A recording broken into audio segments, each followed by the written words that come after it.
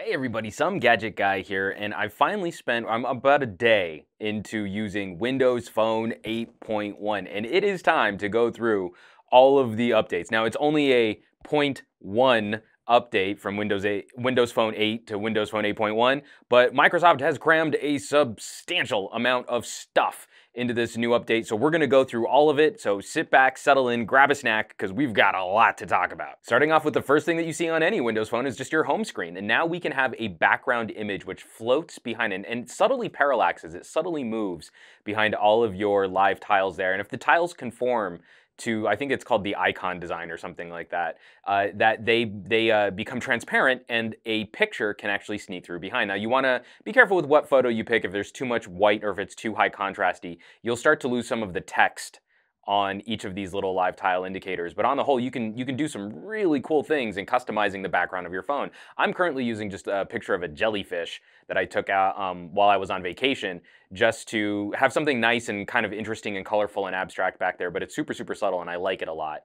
To get into there, if you go into settings and you go to your Start Plus theme, you can then choose a photo, and you can choose a photo that you've taken from the camera. You can save a photo on your phone. You can also go into your OneDrive account and pull a photo from there. That's what I did because I think I took this picture with the Lumia icon, but now I am able to use it as the background image on all of my phones. And ditto here with the 1020, I've got a picture of a sunflower just sort of hiding behind all of my little live tiles here. And if you go into settings on your older devices like the 1020, and I have a 925 over here, it should work with the 920 as well once you get the update. If you go to Start Plus Theme, on these older devices, now you have the ability to show more tiles. So you can stick with the 2 medium-sized tile arrangement like you see right here. You have just 2 medium tiles, or you can now turn on a 3 medium tile arrangement. Now, to be perfectly honest, I actually don't like the 3 tile arrangement as much, just because everything is so much smaller.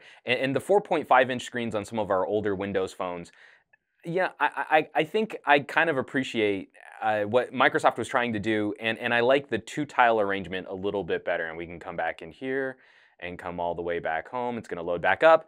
And I think this is just a little bit easier to use. It's a little bit easier to read what's happening just because there's less resolution on these older phone screens. But if you're one of those people, you wanna cram as much information as you can onto your start screen, by all means, you can now add a 3rd row of live tiles. And now we should probably talk about Action Center. Now, this is pretty cool because you can access Action Center even from your lock screen before the device is unlocked, or from anywhere in the main UI for Windows Phone. So even if you're in an email account, you can drop down there. And this plugs one of those really odd quirks of Windows Phone in the past, where on Windows Phone 8, if you flicked from the top, you would get these little icons telling you if you were connected to Wi-Fi and how much battery and GPS.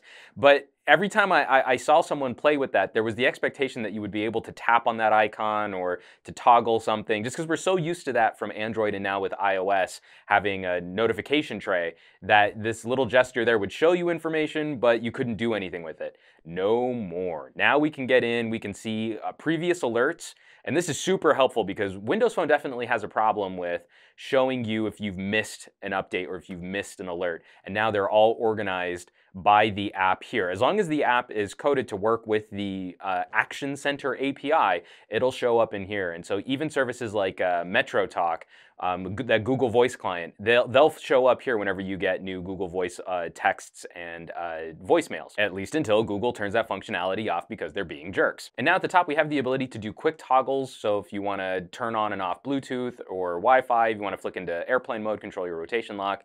And if we go into the settings for notifications and actions, we can change what toggles and what notifications get fed to the Action Center, which is really helpful. So you can change which quick actions you want at that top bar, and then you can also decide for yourself what apps get to send notifications to your Action Center. So say you're just getting killed with Twitter alerts, and maybe you don't need every single Twitter alert going to your Action Center. You can toggle that off and make sure that this stays nice and clean and focusing on the information that you need to see at a glance. We've also gotten a pretty handy update to the multitasking view, and we still have the little X to close applications. But if you don't want to wait for that little X to pop up, say, like, I don't really need Office open right now, you can just flick down. And this little gesture of flicking away, it's really WebOS-y, and that makes me really happy to see sort of the remnants of that kind of design language survive today. I was a big fan of the WebOS, and it made me sad that it didn't do better. So one of the things that might make me a little nervous about future Windows phones is Microsoft, this is actually kind of cool. Microsoft has built in support for virtual keys, so you don't need capacitive hardware buttons at the bottom of your phone anymore. They'll pop up just like on Nexus devices on Android. But that also means that they're no longer mandating a dedicated camera button, and that's already rearing its ugly head on the Lumia 630, which should be coming out soon. And that makes me really sad. It's one of my favorite features of any Windows phone is that you can always count on a little hardware button to activate the camera. But one of the first things that this has impacted is how you do a screenshot. And on Windows Phone 8, it was volume down and the home button. But if you do that now, see, if you do that now, it actually tells you the screenshot button combo has changed. Press and hold the power and volume up buttons at the same time to capture whatever is currently on your screen. So because the virtual buttons might not be there when you need them to be to do a screenshot, or if you're in the middle of an app and the app goes full screen, those virtual keys will probably go away. So now to do a screenshot, you're going to hit power and volume up. And that's pretty much all we can count on in terms of hardware for any future Windows phone that's coming out. And that kind of makes me sad because I would hate to lose dedicated camera buttons, but I do like virtual keys for controls like home, back, and search. So I don't know. Maybe that's cool, maybe it's not. We'll have to see how it's actually enacted on future Windows phones. Now this is gonna be super subtle, and I kind of wish I had a better way to show you how much easier this is, but you're just gonna kind of have to take my word for it. That now in the People Hub, when you go into the People Hub, it does a much better job of just connecting accounts like Facebook, LinkedIn, and Twitter into this What's New section right here. It used to be where you would have to sort of log into the apps and then log into the services in here. They were completely separate. But now that I've, I already have a Facebook account, and I'm already on LinkedIn, I already have Twitter all connected on this device, all of these things now automatically sync up with your People tab. And it's maybe not as full featured as say Blink Feed is on the HTC One, but this is a nice sort of at a glance way to kind of scroll through what's happening with all of your contacts and all of your social media. So you can just kind of page through. It's not as focused, obviously, like if you really want to get a sense of what's going on Twitter, you should probably just go to the Twitter app. But here you're just killing time. Maybe you're in line at the supermarket. You just want to see a few updates, see what's going on, and maybe something strikes your fancy. You want to read more about that. The People Hub has now gotten a little bit easier to use for that kind of at a glance and casual social networking. Oh, and folks, you've heard me whining about this since Windows Phone 7. We now have dedicated volume controls. This is super exciting. Guys, I can't tell you the number of times I've been rocking out to some tunes on my Windows phone. I'll get an alert or a phone call and it'll just blow my ears away because it's just so loud. I've been cranking the volume on this. So now you can, if it would stay up for longer than a second, you can change how loud your ringer and notifications are. And I tend to leave these a little bit quieter. And then you have a separate control for what's happening with your media and apps, so your music player and games and stuff like that. And this is going to be one of those subtle but welcome improvements for all you folks using Windows phones out there. And the hits just keep on coming. We're going to take a quick look. The redesigned App Store. You're fed instantly into suggestions. Featured apps, it's trying to suggest different apps and services that I might be interested in. I like this sort of paneled, tiled look to start with better than what we had before.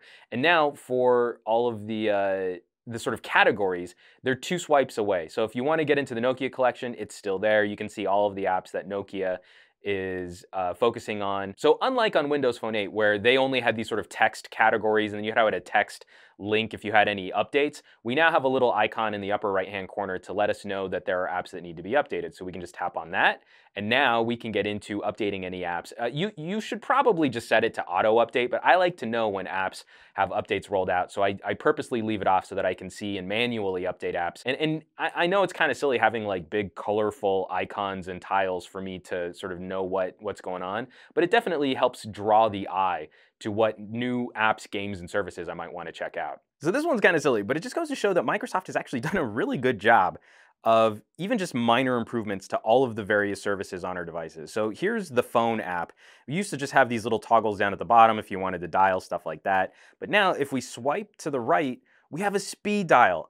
It was just such an odd omission from the original Windows phone app that you wouldn't be able to just link your favorites here in an easy to call way, you know? So there's my wife, and now I can easily speed dial her directly from the phone app right there.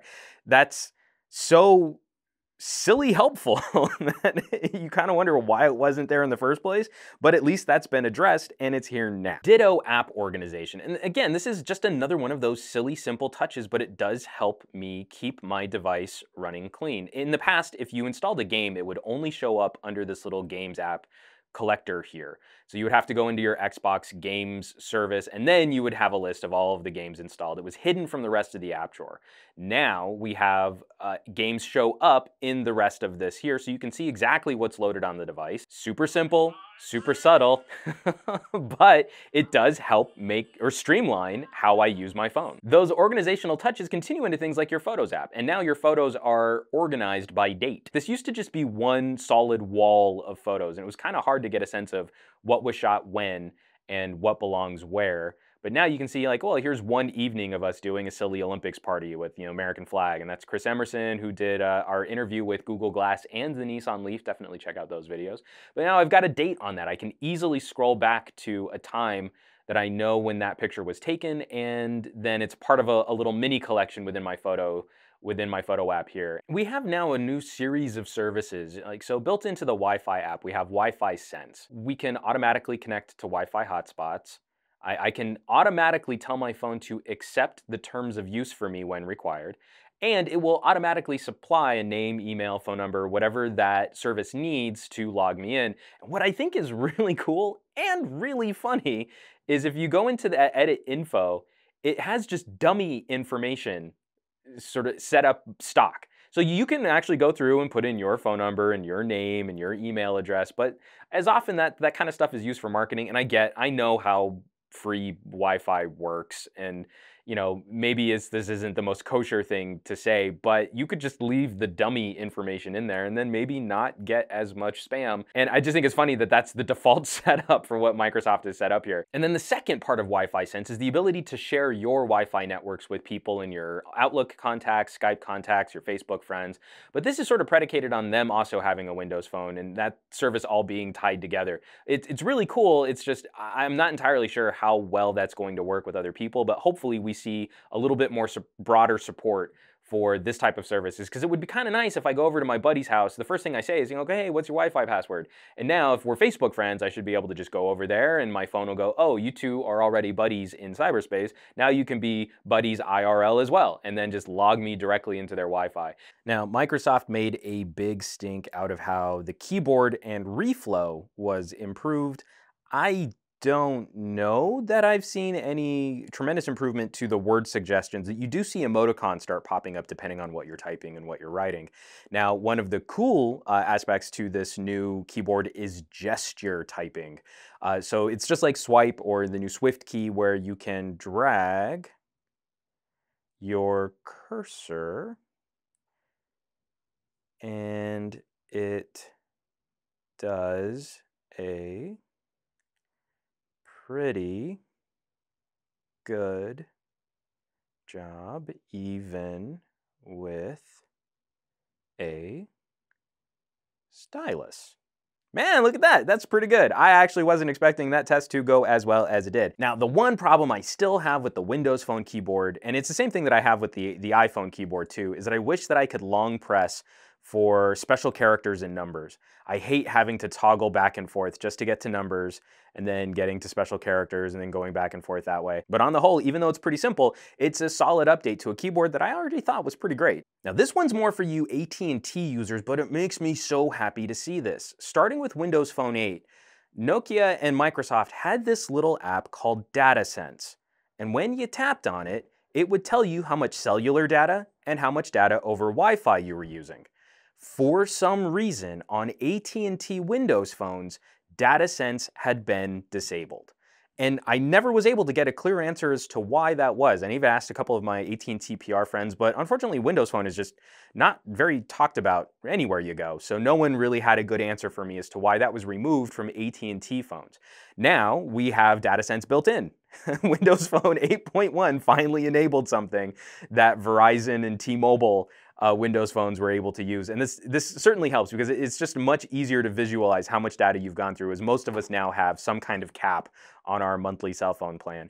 And so I'm just happy to see this has finally been restored to the way it always should have been. Plus, we also have an updated app for this battery saver service.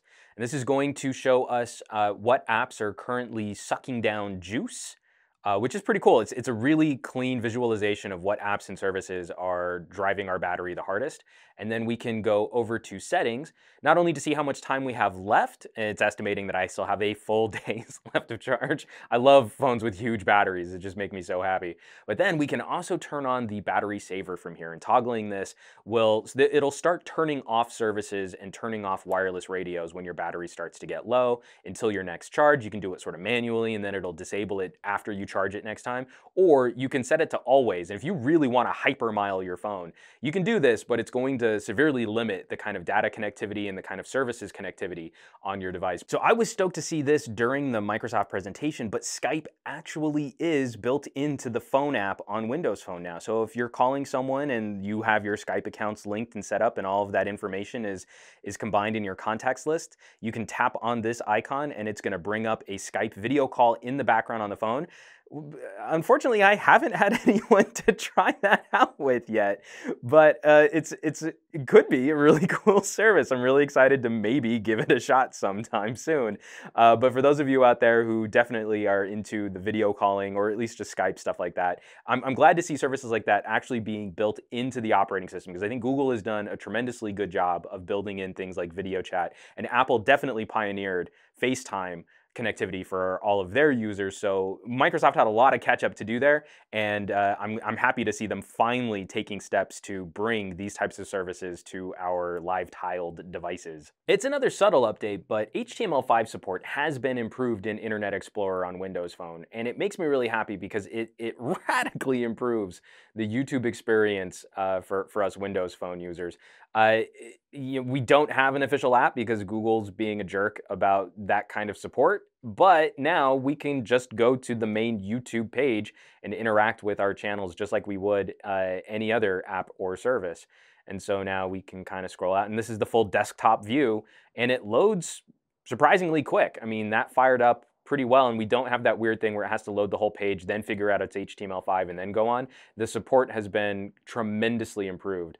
So I can skip that ad. It's going to fire up the video. Here's my unboxing of a potato I'm watching. I'm able to interact with comments and like and share and all of those other features that I would normally be able to do on YouTube directly from my Windows Phone. I really wish there was a YouTube app for Windows Phone, but until we get that app, this is at least a functional solution to our YouTube quandaries. And I just wanted to show this off. The newest Outlook services are now based on card DAV, so we shouldn't have any more of that future feuding between Google and Microsoft for Gmail and Google Calendar being supported cross-platform. It's nice to see Microsoft finally having made that step, because we know they had to get a stay of execution just so that Google would continue allowing Windows Phone users to check their email.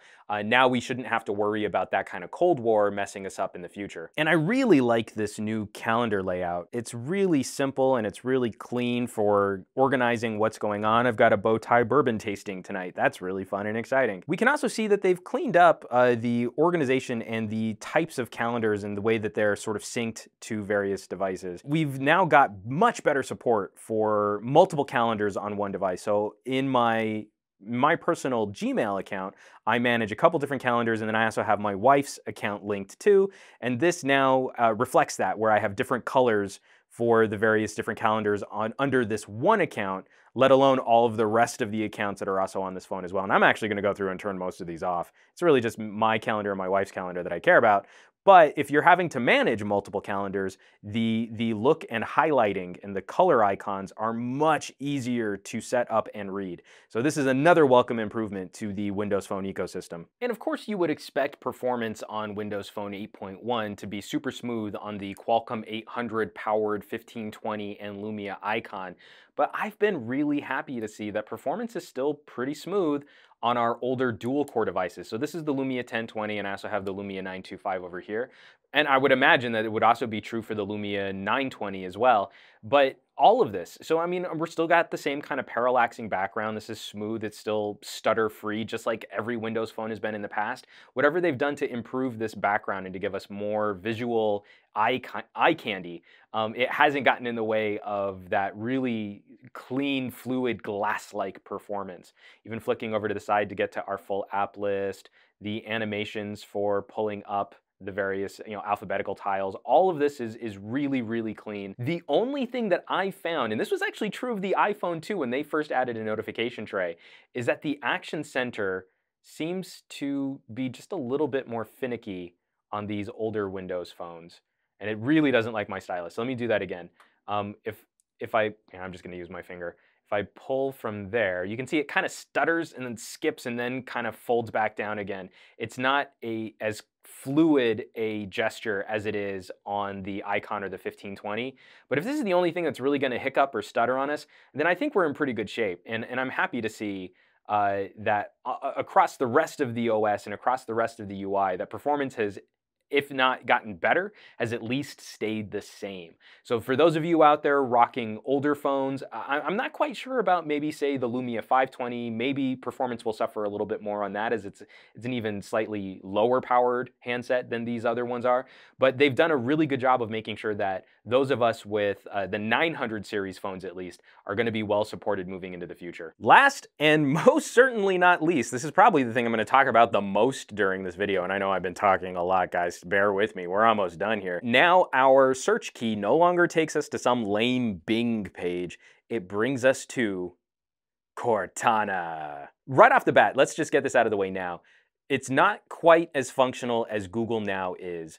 And maybe in terms of being able to, like look up birthdays and do calendar and set up calendar appointments, I think it might still be a little bit behind Siri. But considering this is Microsoft's first attempt at a voice-guided assistant for Windows Phone, they've knocked it out of the park. I mean, this is almost a Google Now grade, and this is still the first generation beta of the service. And I'm really impressed with Microsoft's voice recognition technology as well. So this is definitely the hottest feature to come out for Windows Phone, and I think this is what most people are excited about. Just to show real quick, you can do a music search at the top here if you hit that little music icon, and then you can hit this little icon right there to get into Cortana's notebook, and this is where you can customize your interests, for your reminders, quiet hours. This is a really helpful feature where it will shut down notifications and alerts between a set period of time that you tell it. But the cool thing about that is you also have your inner circle.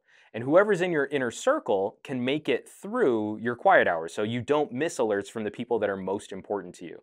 You can also tell it what your various places are. Say you go to a certain coffee shop all the time, you go to work, or if you have a laundromat that you like to use, you can make those your favorites for where you like to go, and then it'll help guide Cortana in giving you directions, notifications, the music searches, which I talked about, and then various other settings which allow you to control what information is detected and tracked on your phone, what name you want Cortana to call you by. I just use my regular name because I'm boring, and how this ties into battery saver and what apps and services are connected directly to Cortana. And right now, that's only Facebook, but coming soon will probably be Twitter and Hulu for the ability to tell Cortana commands that will then take you directly to those apps and services so that you can interact through voice controls with various media and social networking. And there are just a crazy number of things that you can already do with Cortana. So you've got people reminders. You can give Cortana a command to remind you to talk to someone about something. Remind me the next time I talk to Marie Bagnell to ask about her Samsung. Okay, you want to be reminded when you talk to Marie. Which one? Marie Bagnell or Georgina Marie? Marie Bagnell. Okay, next time you talk to Marie Bagnell, I'll remind you to ask about her Samsung. Sound good? Yes. Okay, I'll remind you. You can see it in the notebook anytime. Man, that is just cool. All right, let's do a location reminder. Remind me the next time I'm home to cook dinner. Sure, I can remind you to cook dinner when you get home. Sound good? Yes. Sure thing. You can do really basic things too, like opening an app. Open Nokia Mix Radio. All right. Here's Nokia Mix Radio. And it fires right up. I mean, there's so many. I don't actually have Nokia Mix Radio set up on this phone. Again, there are just so many really simple, basic things that they've already gotten right. And anytime you give her a command that she doesn't have a voice prompt for, it'll just bring you to a Bing search. You can usually get meaningful information from very casual searches, conversationally instructed searches. I'm really impressed with how smooth the speech recognition engine is, even down to location and contextually aware commands. So like if I ask Cortana about a restaurant, what's the best Mexican restaurant near me? Here are 10 Mexican restaurants that are 4 stars. And yeah, I actually know a few of these, and she's not wrong. I mean, I know this is tying into Yelp's database, so maybe, some of that's a little skewed, but these are actually some pretty decent Mexican restaurants around my area. Do you like Steve Ballmer? Developers, developers, developers, developers, etc. Do you like Clippy? What's not to like? That guy took a heck of a beating, and he's still smiling. Tell me a joke. A ham sandwich walks into a bar, and the bartender says, "Sorry, we don't serve food in here." Oh, Cortana. And just like the Action Center, even from the lock screen, where you can pull down from the top and get into your notifications, anywhere that you long press the search key, you go directly into a voice search on Cortana. So if I long press that, find me a library near here. Here are 10 libraries. It's a tremendous improvement in search, and it's startlingly good for a first-generation beta product. Now, there are a few things that are still lacking from Windows Phone, and I really hope that this is addressed at least before we get into Threshold, where Windows Phone and Windows RT will eventually merge. But I'm hoping that at some point we'll get a decent file manager.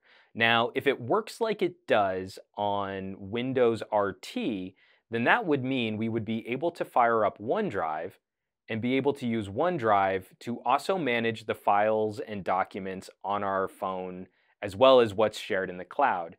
Right now, that's not what we can do. So there isn't any way for me to just sort of look at and have one file management experience on the phone. Also, this is going to be a little bit harder for me to show, but there is no USB OTG support. So I was really hoping that in Windows Phone 8.1, we'd be able to plug in flash storage on the device and have it be recognized by the phone and be able to be used. Part of that might be just the software, as there's no file management software. The Windows Phone doesn't know what to do with anything attached to that USB port. But then I also worry that maybe it could be the hardware built into these micro USB connectors that they don't have mass storage support or USB OTG support, and that would really be a bummer. So I'm hoping those two items are addressed in maybe a future update, that it doesn't need to be a full operating system. We don't have to wait for Windows Phone 8.2, or we don't have to wait for Windows Phone 9 to get those kinds of features. But they're the last two things that I really feel are holding this platform back from being truly competitive against Android, because Android has phenomenal file management support where you can do anything you want with any file on the device, and I'm hoping that we soon get that kind of support on Windows Phone, just like we have on Windows RT. Well, folks, that was the whole kit and caboodle. I am super happy with this update. I already felt Windows Phone 8 was a competitive smartphone operating system opposite Android and iOS, and this just puts those little touches, those little bits of polish, those little UI concerns concerns that we've had, and it takes Windows Phone to a whole nother level. And I'm really happy to see Microsoft finally getting on top of some of their services, support, and some of their little UI quirks, and really bringing people into the Windows Phone ecosystem. In the past, I think it's been really difficult for me to hand someone who's used to iPhone or Android a Windows Phone and then just let them use it. I've always had to sort of walk them through things and hold their hand. And these little touches, these little updates, they're so small, but I think they help that communication. Think they help that conveyance so that people aren't as afraid to give this platform a try. So folks, I am really happy with this update. If you're rocking a Windows Phone and you've already loaded up Windows Phone 8.1, definitely drop me a comment. How are you liking the experience? I want to hear from you guys. If you're still on the fence about maybe jumping into a Windows Phone, maybe also ask a couple questions and some people might be willing to answer them for you if you're considering the switch. As always, thanks so much for watching my videos, sharing, subscribing, hitting that thumbs up button, and getting into some fun discussions and debates down in the comments. You guys have always been super civil and a lot of fun to talk with, and I will catch you all on the next review.